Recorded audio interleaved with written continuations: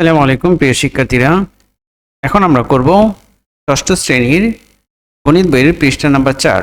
এখানে দেখো একটা একক কাজ দেওয়া আছে এবং বলা আছে ঘড়িতে সময় দেখি। এখানে 4টা ঘড়ি দেওয়া আছে। এখানে দেখো মোটা কাঁটাটা হচ্ছে 5টা গড়ে, তাহলে আমি এখানে লিখতে পারি কত 5টা। এখন 5টা কত বাজে দেখো, এরপর হচ্ছে মিনিটের কাঁটা। সবচেয়ে বড় যে কাঁটাটা এবং একটু মোটা সেটা হচ্ছে কি মিনিটের কাঁটা। ওকে, মিনিটের কাঁটা দেখো কোথায় আছে, এখানে হচ্ছে 30।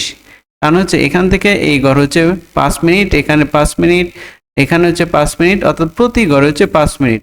প্রতি ঘরে কত করে 5 মিনিট। এখানে আসছে 6 হচ্ছে 5 6 কত 30। 30-এর পরে দেখো একটা দুইটা, অর্থাৎ কত 30 আর 2 হচ্ছে 32। তার মানে এখানে কয়টা বাজে, 5টা 32 বাজে। এবার আসি আমরা দ্বিতীয় ঘড়িতে। দ্বিতীয় ঘড়িতে দেখো এই হচ্ছে ঘন্টার কাঁটা। ঘন্টার কাঁটা হচ্ছে একটার পরে, তার মানে এখানে আমাদেরকে লিখতে হবে একটা লিখতে হবে। তারপর হচ্ছে এই হচ্ছে আমাদের মিনিটের কাঁটা।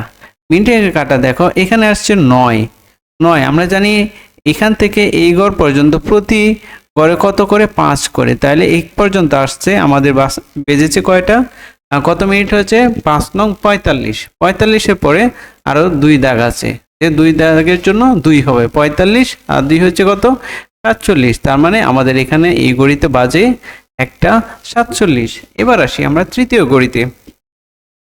দেখো তৃতীয় ঘড়িতে মিনিটের কাঁটা, ঘন্টার কাঁটা এবং সেকেন্ডের কাঁটা 3টা কাঁটাই আছে। ওকে, এটাই হচ্ছে আমাদের কি ঘন্টার কাঁটা। ঘন্টার কাঁটা কয়টা বাজে, এখানে 10টা। তার মানে আমি এখানে কত লিখলাম, 10 লিখলাম। ওকে, তারপর মিনিটের কাঁটাটা হচ্ছে এই যে 5, 3 5 কত 15 আর 2 হলো 17। তার মানে এখানে বাজে 10টা 17। এবার আসি চতুর্থ ঘড়িতে। চতুর্থ ঘড়িতে ঘন্টার কাঁটা কোনটা, এটা হচ্ছে ঘন্টার কাঁটা। ওকে, দেখো এটা হচ্ছে কয়টা 6, এটা হলো 7। তার মানে 7টা কত বাজে 7টা। আর মিনিটের কাঁটা হচ্ছে এই যে জায়গায়, অর্থাৎ এই 12টার পর থেকে এই 1 পর্যন্ত 5 মিনিট, এখানে হচ্ছে 10 মিনিট, এখানে হচ্ছে 15 মিনিট। 15 মিনিটের পরে আরো আছে কত, কয় ঘর 2 ঘর। তাহলে কত হলো 15 আর 2 কত 3 ঘর আছে, 15 পর 3 ঘর। তার মানে কত বাজে 7টা কত বাজে 18 বাজে। ওকে, আমরা 4টা ঘড়িতে কোন ঘড়িতে কয়টা বাজে সেই সময়টা পেয়ে গেছি। এখন নিচে হচ্ছে এই যে ঘড়ি, 1 নাম্বার ঘড়িতে কয়টা বাজে, 2 নাম্বার ঘড়িতে কয়টা, 3 নাম্বার ঘড়িতে কয়টা, 4 নাম্বার ঘড়িতে কয়টা বাজে সেটা আমাদেরকে এখন নিচে লিখতে হবে। তাহলে দেখো আমাদের প্রথম ঘড়িতে বাজে 5টা 32, দ্বিতীয় ঘড়িতে কয়টা বাজে 1টা 47, এবং তৃতীয় ঘড়িতে 10টা 17 এবং চতুর্থ ঘড়িতে 4টা 18 বাজে। আমরা সেটা জানতে পেরেছি। প্রিয় শিক্ষার্থীরা, এখন দেখো দশমিক বা ডেসিমেল সংখ্যা পদ্ধতির গল্প। দেখো প্রাচীনকালে 10 আঙ্গুলের উপর ভিত্তি করে বিভিন্ন জিনিস গণনা করা হতো। দেখো 10 আঙ্গুলের উপর ভিত্তি করে। ওকে, দেখো এখানে 0 1 2 3 4 5 6 7 8 9, এই মোট 10টা চিহ্ন দিয়ে আরবীয় সংখ্যা পদ্ধতিতে সংখ্যা তৈরি করার যে প্রক্রিয়াটি গণিতবিদগণ আবিষ্কার করেছিলেন তা দশমিক সংখ্যা পদ্ধতি হিসাবে কি পরিচিতি লাভ করে। তো গণিতবিদগণ ভাবলেন আমরা যদি সংখ্যাকে প্রকাশ করতে চাই তাহলে নিচের মতো করে প্রকাশ করব। কিভাবে প্রকাশ করব দেখি। দেখো 0 1 2 3 4 5 6 7 8 9। ওকে, এখন তারা ভাবলেন আমার কাছে যতগুলো চিহ্ন ছিল সব একবার ব্যবহার করে লেখা শেষ। এখন যদি একটু খেয়াল করি তাহলে দেখব রোমান পদ্ধতির মতো প্রত্যেকটা সংখ্যা এক এক করে বাড়তে থাকে। অর্থাৎ 1 এর সাথে 1 যোগ করলে 2 পাবো, আবার 2 এর সাথে 1 যোগ করলে 3 পাবো। এখন যদি আমি আবার লিখতে থাকি তাহলে 9 এর পরে কি লিখব। ওকে, তাহলে 9 এর পরে কি লিখব দেখো।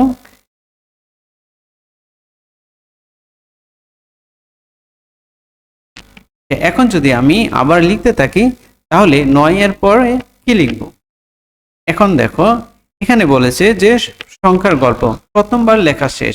প্রথমবার 0 থেকে 9 পর্যন্ত আমাদের লেখা শেষ। এখন তারপরে 0 লিখেছি, এখন 0 করে কত লিখব।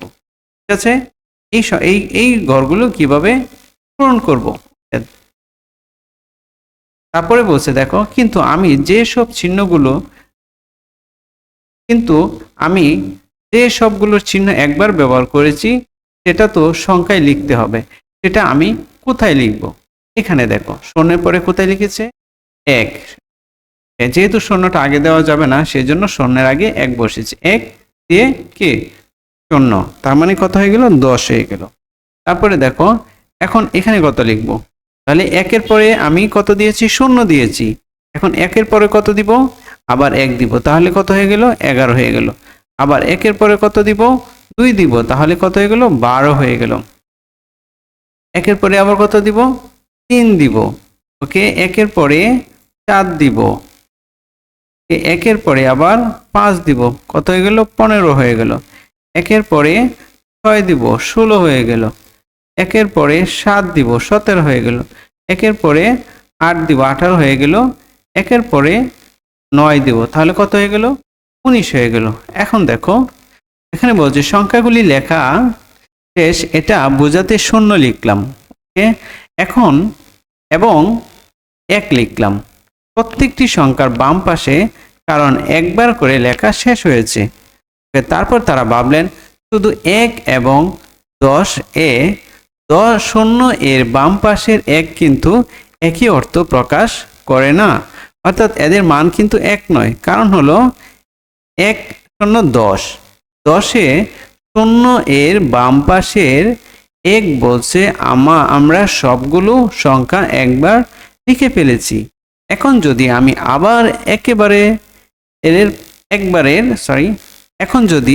আবার একবারের পর এভাবে লিখতে থাকি তাহলে কি হবে, দেখি। দেখো 0 থেকে আমরা এভাবে লিখেছি কত 9 পর্যন্ত লেখা, একবার শেষ। তারপর আবার 1 লিখছি, 1 লিখে 1-এর পরে 0, 1-এর পরে 1, এভাবে 19 পর্যন্ত লিখেছি, ওকে। এখন কত আসলো, এই যে 2, তো 2-এর পরে আবার কি লিখবো আমরা 0 দিলাম, 1 দিলাম, 2 দিলাম, এভাবে লিখতে লিখতে আমরা 9 পর্যন্ত দিলাম, আমরা নতুন সংখ্যা পেয়েছি। এখানে 20 এর 2 আর 12 এর 2 কিংবা শুধু 2 এর মান কিন্তু একই না, হ্যাঁ সেটা আমরা জানি। আমরা যখন রোমান সংখ্যায় XS অর্থাৎ 20 লিখি তখন 10 আর 10 যোগ করে 20 বোঝাচ্ছি, কিন্তু আমাদের এই নিয়মে 10 লিখলে 1 আর 0 যোগ করে কিন্তু 1 বোঝাচ্ছে না, ওকে। তারা কিন্তু এখনো ওই সব সংখ্যার নাম দেননি, তারা বুঝালেন যে সবগুলো প্রতীক কতবার লিখেছি সেটা বোঝানোর জন্য এই সংখ্যাটা বসাচ্ছি, এভাবে কত পর্যন্ত লিখতে পারবেন। তাহলে যে 9টি প্রতীক আছে সবগুলো দিয়ে 2 বার যদি নানাভাবে লিখি তাহলে আমরা 99 পর্যন্ত লিখতে পারবো, হ্যাঁ পারবো অবশ্যই। এরপর চিন্তা করলেন এই পদ্ধতিতে যে সংখ্যা পর্যন্ত লিখলাম তাকে আরেকবার লিখি, অর্থাৎ আরেকবার লিখতে হলে আমাদের আবার 0 থেকে শুরু করতে হবে এবং সেটা বলতে হবে কত বলতে হবে, দেখো 99।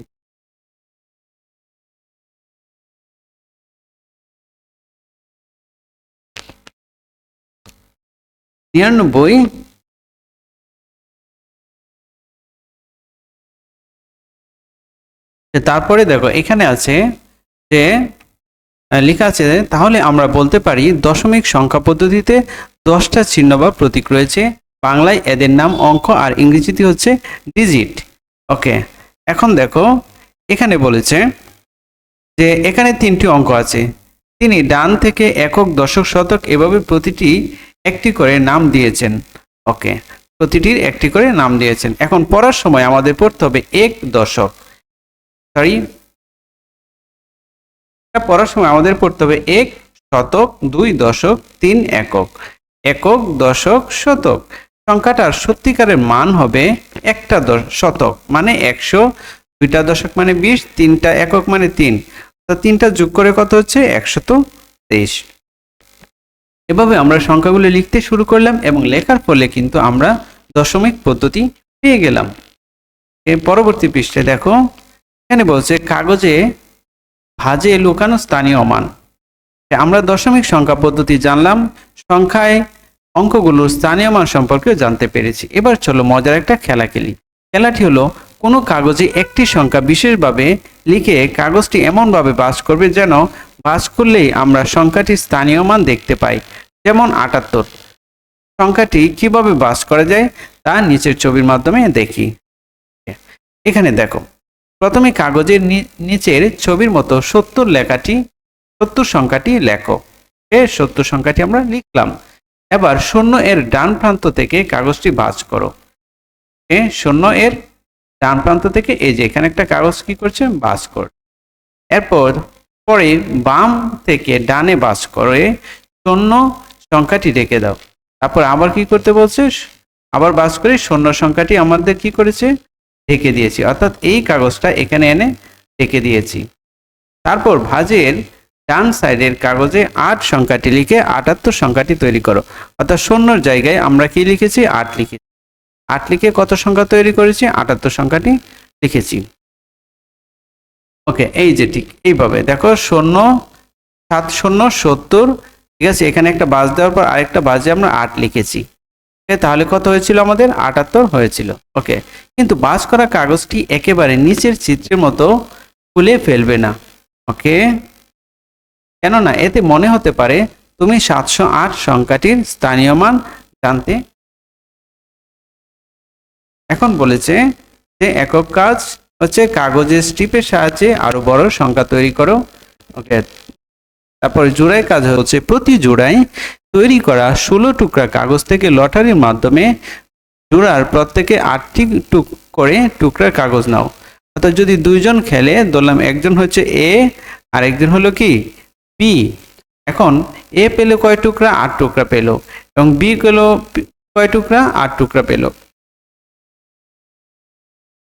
এরপর প্রত্যেক জোড়ার শিক্ষার্থী লটারিতে 8 টুকরা কাগজ সাজিয়ে কাগজের টুকরা। এরপর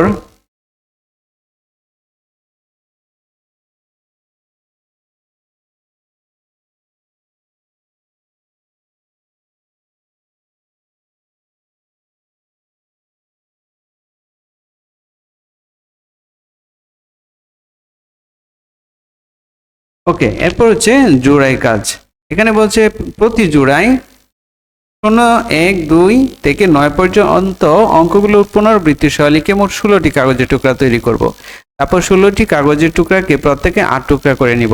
8 টুকরা করে নেওয়ার পর যে লটারির মাধ্যমে যে 8 টুকরা পেয়েছে সেগুলো দুজনে কি করতে হবে, সর্বোচ্চ ও সর্বনিম্ন সংখ্যা তৈরি করে খাতায় লিখতে হবে। লেখার পর এবার জোড়ার দুজনের সর্বোচ্চ সংখ্যা দুটির মধ্যে যার সংখ্যাটি বৃহত্তর হবে সেটি 1 পয়েন্ট পাবে, অন্যজন 0 পাবে। ওকে, অর্থাৎ দুইজন শিক্ষার্থী কি পেল, যে 8টি টুকরা পেল, সেখান থেকে যেই শিক্ষার্থীর সংখ্যাটা কি সর্বোচ্চ হবে সে কত পাবে, 1 পয়েন্ট পাবে। আবার পরবর্তীতে যে যারটা সর্বোচ্চ হবে না সে 0 পাবে। তারপরে বলছে আবার করতে হবে যে সর্বনিম্ন সংখ্যা পেয়েছে তা হিসাব করতে হবে। এবার জোড়ায় দুজন শিক্ষার্থী সর্বনিম্ন সংখ্যা দুটির মধ্যে যার সংখ্যাটি ছোট হবে সে 1 পয়েন্ট পাবে। অর্থাৎ একবার হচ্ছে যে বড় সংখ্যাটি প্রথমে আসবে সে 1 পয়েন্ট পাবে, পরবর্তীতে হচ্ছে সর্বনিম্ন সংখ্যা যে পাবে সে 1 পয়েন্ট পাবে, আর অন্যজন 0 হবে। যার মোট পয়েন্ট বেশি হবে সে বিজয়ী হবে, আর পয়েন্ট সংখ্যা সমান হলে খেলা ড্র হবে। ওকে প্রিয় শিক্ষার্থীদের, এর পরবর্তী ক্লাসে আমরা পড়ব সংখ্যা রেখার গল্প নিয়ে।